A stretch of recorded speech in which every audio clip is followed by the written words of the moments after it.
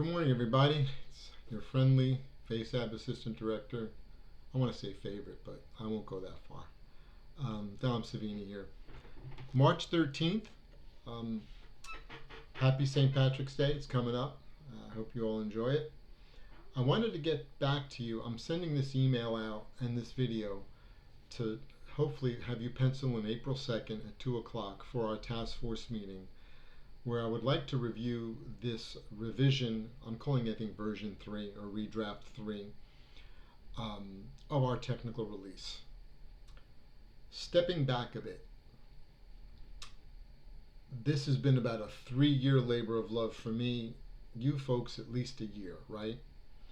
Prior to convening this task force, I worked with auditors, an audit firm, and an inspector general to develop these case studies that we included in the initial TR.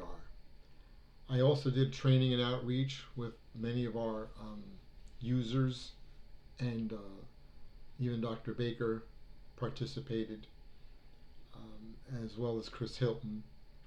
We trained just a lot of different agencies over about a 1.5-year period on Standard 49, and we heard input from them and we logged that input. I had one-on-one meetings with agencies, right?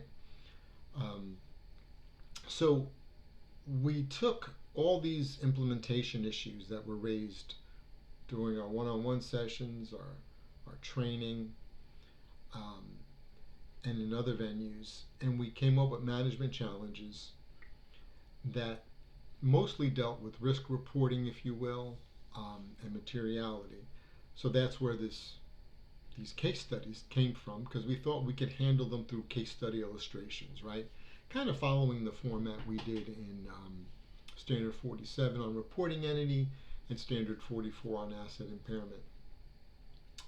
So lo and behold, we convene together as a task force, we work on this, and we develop a 65-page document basically to address many of the management challenges. The most prominent that actually came up was reporting entity and leases. How does 49 work with those two? Vice versa, right? So we came up with a 65-page document, and that basically tried to solve all the ills of the world in P3 land, and we submitted it for internal review as part of our QA process. Brian Robinson did a form and content review, Alan Perry did the leases Q&A review, and Melissa did the reporting entity Q&A review. Additionally, they provided other commentary as well. So Brian Robinson noted that our case study illustrations lacked a leases example. So that was one thing Brian noted. Basically, the TR was drafted according to the right format. Brian was happy with that. Alan looked at the leases Q&A and for the most part agreed, just made some very nice enhancements. I think some of you might have disagreed with some of what he was suggesting, but I looked at it and I agreed with Alan, not because he's a nice guy and I work with him. I agreed with him because I think conceptually he's correct. He was trying to bring and conform the language with the leases guidance, and I think that was a good thing to do.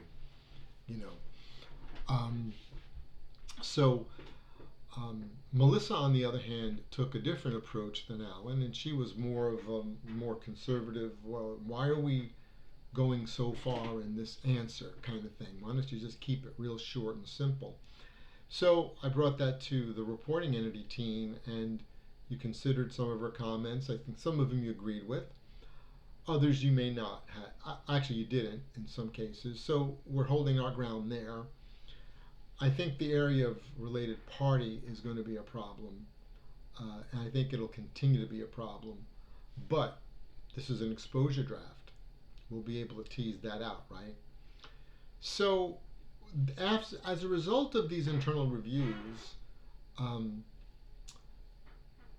Melissa and Alan basically stated the obvious. Hey, this is a dense document. You got a lot going on here, Dom. I'm like, yep, sure do.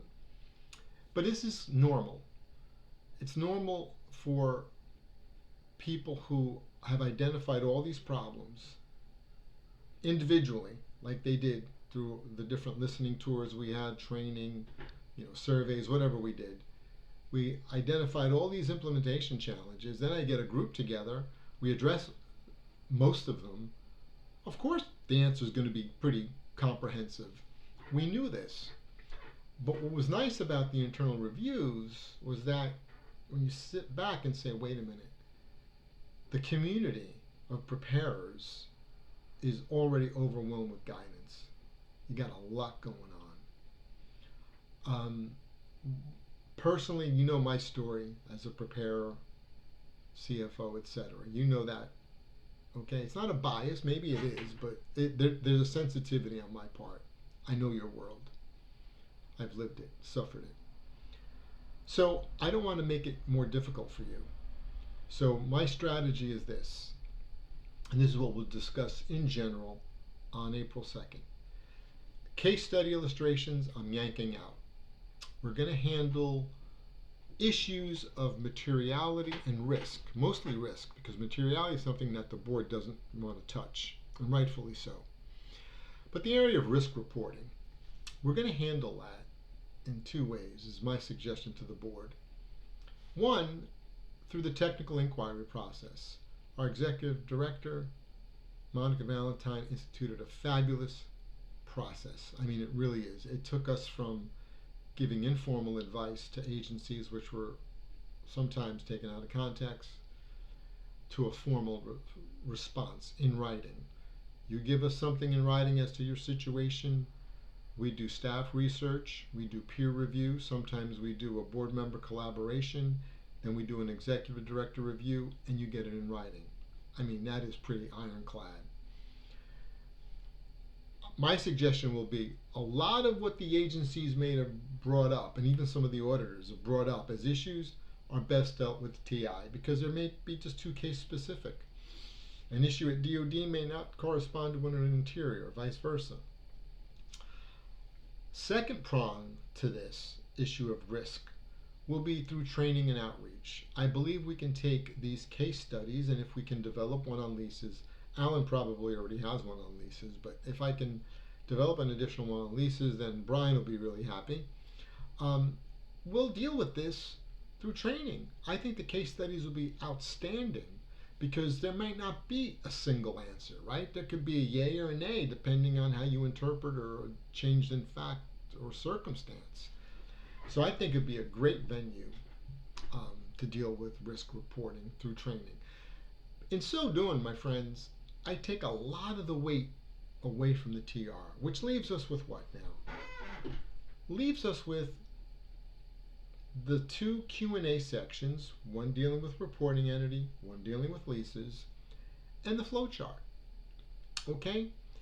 Now, I want to welcome our newest member, Hashaw Elkins, who is a state and local auditor and also tax practitioner, to the task force. She has clean eyes or clear eyes in this because I wanted someone from the outside to come in and look at our flow chart and just look at it and say, hey, does this make sense? And from her preliminary assessment, she thinks it's doing a good job in the sense that it's guiding the preparer. And I wanted someone who was unfamiliar with our standards and our process in developing this flow chart to look at it. Now, that's not to say she might not have recommendations, but overall, she thinks it's a good baseline to begin with, right? For a preparer to use. So, thank you, Hashaw. I appreciate your advice there and help. So I hope you can make it for the April 2nd meeting. So, what we're planning on doing, what I'm planning on doing as a project manager, remember I get 51% of the vote, folks. You got 49, I get 51. I try to go with the 49, but at the end of the day, it's me on the line, right? I want to limit the TR to the Q&As on reporting entity and leases and the flow chart and issue this for exposure and say to the community, look, what else do you think we should address in this TR? okay? Um, so on April 2nd, that's basically going to be the question. Folks, are you comfortable enough for this TR to go out as an exposure draft? I.e., are you going to be proud enough to stand behind it? Or are you embarrassed by it, saying, hey, no, it's weak, it's, and that's what kind of the feel I want to get from you. I believe that most of you are going to say it's okay to at least go forward, let the AAPC and the board do some refinements, and then we can expose it. So let me draw your attention to some key sections, okay? Because one new area is an AAPC comment made by Brian Castro at Treasury, which I found very noteworthy. It just stuck in my mind. Out of everything the AAPC said, by the way, that's the Accounting and Auditing Policy Committee, a subcommittee of the full board. I kind of heard a lot of mixed messaging coming from them, but Brian was very clear, and I want to thank Brian for this. He said, Dom, can you tie in the standard 49 generic risks, like we listed, I think, some generic risks in paragraphs 5 in the introduction section of 49. And Brian wanted to know, how do those risks relate back to the risk-based characteristics in paragraphs 20 and 21? And what are you saying about that issue here in the TR? So I got to thinking, and I said, well, in 49, those paragraph 5, I believe, generic risks that the board identified specific to federal P3s, they are umbrella risks. The risk-based characteristics in paragraphs 20 and 21 were designed as conclusive and suggestive accordingly to kind of get you to address those risks or to help uncover those risks, okay? So I want you to look at the draft I'm sending you. Page 8, I'm actually asking Brian to take the lead on this. Folks, no editing, only from Brian on this, okay? Actually, I don't want any more editing on the document. We're only doing high-level review now, okay? So that section on materiality, I'm now calling it materiality, risk, and public-private partnerships. What you see in red there is for Brian to take a look at to see if I'm addressing his concern adequately enough. So I will entertain comments from Brian, I guess, offline. To take a look at that, okay?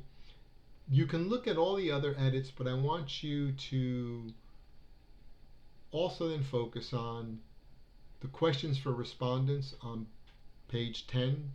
I have developed 5 questions, okay? First question, do you generally support the proposed additional guidance addressed in this TR? Meaning, are you happy with the standard 4754 interplay and the flow chart? Are you happy with that? Do you think you could live with that? Question 2, do you generally support the proposed guidance to clarifying this interrelationship between 47 and 54? Okay? So now I'm kind of drilling down a bit.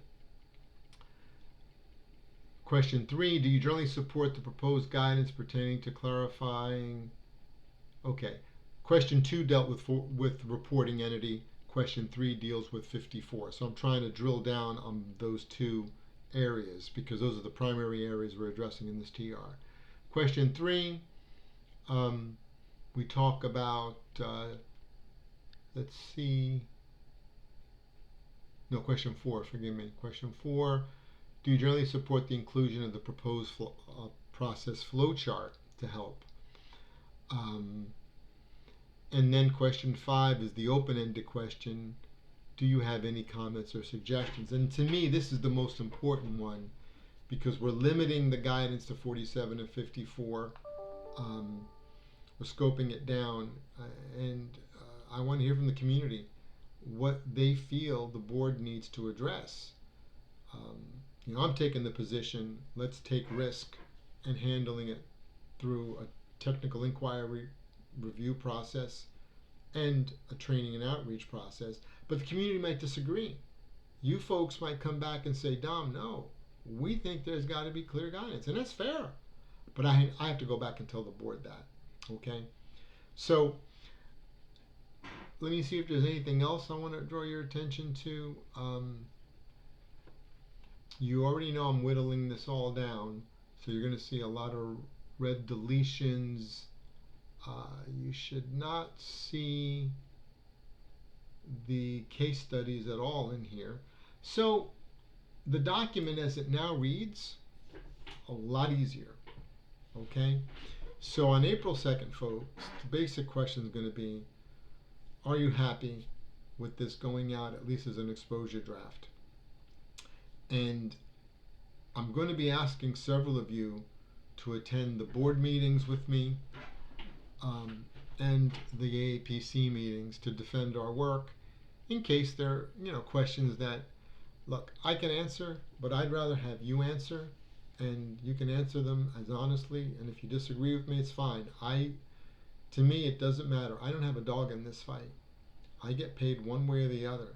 I'm no longer a preparer, so I don't have that bias, that pressure on me. I want this to be beneficial to you, primarily the preparers and auditors, and of course the users. I want the users to get the information they need, but I want to balance that by not overburdening you, the preparer, or making life too difficult for the auditor. So I'm going to look for a balance of representation at the AAPC and board meetings where I ask you to attend. So I'm going to ask one of my 3 citizen users, to attend. I'll ask a policy person, whether it's Jana or Dr. Baker. I'd like to ask an auditor. Maybe Chris can be there. We might want a leases expert. Sam Fuller could be there. Someone from GSA. If you're interested, let me know. And again, you can feel free. But all I ask is this. If you're going to take a position at the AAPC meeting or board meeting that is different than the position you're taking now with us, that's okay. But you should definitely tell me ahead of time. I don't want to be blindsided, because I kind of look at that as not being professional. Let me know, because if for any reason you disagree with something and you don't say it at the task force meeting, shame on you, I'm sorry. You should be comfortable enough to know that we're in an intellectually honest environment, and you should be able to express your opinion. And that opinion should be consistent at the APC meeting or board meeting, because if it isn't, I'll call you out. Okay? And we don't want that. Okay? But I'm at a point in my career, in my life, where I could take a little blood, even if it's my own, on the floor. It's okay. But I will call you out if I see any inconsistency. So please, play it square. Play it right. I've been trying to do that all along here. And I will always do that as best as I can. It doesn't mean I'm going to be perfect. I'm going to make mistakes. And when I do, I usually apologize for them, right? Usually, right? Except sometimes with my wife, I try to hide them. And, so I got a traffic ticket last year. But this is funny. I got nailed for running a red light. But you know why I ran a red light? She was really sick. She's got her health issues, my wife. And she was sick this one day. And she needed some ginger ale, of all things. And I think I had to pick up her prescriptions. So, man, I just kind of ran this red light. I get a ticket. Police officer's really cool, Hands are up on the wheel. Yes, sir. No, sir. That kind of thing. I showed him a lot of respect. I didn't get points, but I did get a ticket violation. And he was very kind to me. And I paid, but I never told. Just didn't say anything. Some things, like if you're in Las Vegas, you know what I mean? But I don't go to Las Vegas except one time, and I'll never go. Well, I won't say I won't go back again. I have a nephew there. But listen, have a wonderful St. Patrick's Day, okay? And if you have any questions, let me know.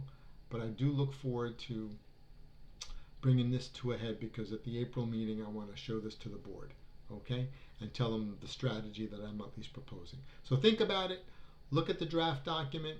Mr. Casto, get to me whenever you can. There's no rush, but it would be nice if we can hear from you before the board meeting. And folks, if there's anything else, big picture that you think is wrong, bring it out now so we can at least address it with both the board and AAPC. Okay? Till then, stay well and healthy. Enjoy the warm weather we're having here on the East Coast. Bye-bye.